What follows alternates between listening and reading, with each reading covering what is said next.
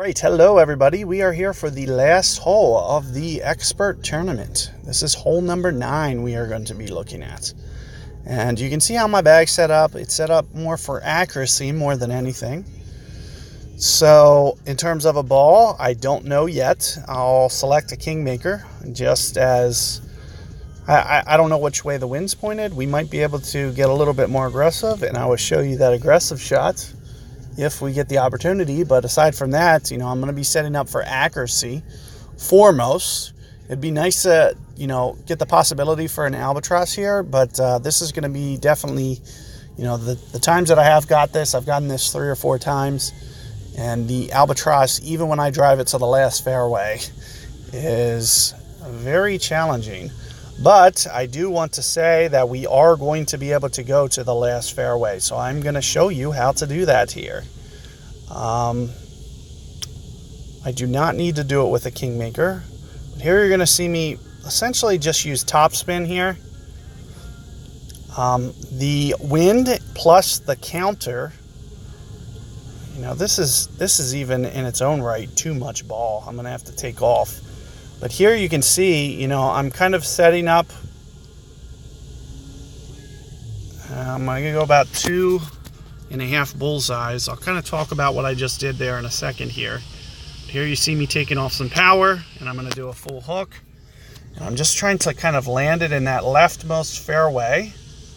And, the wind and the counter, they're just over the bunker. So my goal is to kind of land it to the left of that. I want to get a little bit more left with my line, because if you see, it doesn't look like it, but if you land just to the left of that bunker, that counter spin that the ball has on that second and third hop, it actually pulls it back into the fairway. So I don't need to bounce it over the bunker like you just saw me. Even though I did pull it over the bunker and I'm in good shape, you don't have to do that. And now let me talk about what I just did for my hook. So as long as you have an APOC 5, to APOC 7 there, I usually set the left of my bullseye when I'm doing a hook to the left edge of the fairway. Now what you saw me do is I pulled in about 5 rings into the rough there from the left of my bullseye for that shot. And if you do want to go for the Albatross, this is going to be your best method. I'll talk about that hook here momentarily, but I do want to, set up for this shot real quick. Give you guys, a little idea of what to do here. And you see I'm setting up to the right kind of intentionally. I am very towards max club, which is going to be, 7-8 rings. 1 ring pull. See, it's not going to end up costing me in terms of, it might have made me miss the shot, but you can see I still hit the rough. That's going to be risk reward. You're going to have to be very precise with your movements if you go for that 1 yard rough bounce. But what's nice is it is a side wind. And, I went more off max adjustment, which actually looked pretty spot on. It kind of appears just a tiny bit uphill, but it seems pretty flat, and it seems to have played that way as well. That's going to be very risk reward. You can wind up in the bunker, you can wind up missing the rough patch, so you want to be very precise with your movements if you're going to do that. But that's how you're going to get that Albatross and win that hole outright. But let me talk a little bit about that drive real quick. So I will just go to the replay after this, so we can take a look at that, kind of a second look at that drive.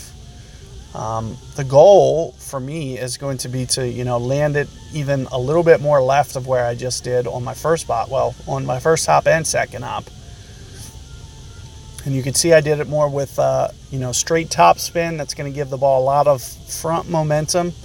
Not a lot of of that front momentum is going to be bothered with side momentum.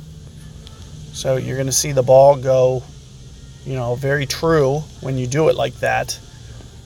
Get that as much top spin as you ever can when you don't put any side spin on. I just see it kind of jerk a little bit more. And let's go to this shot and let's look at this one more time. So what I usually do is I play off the left of my bullseye for a hook. So here you're seeing me, you know, I'm going in at least 4 rings into the rough there, and that's just playing the wind. I'm basically doing that just for the wind purpose.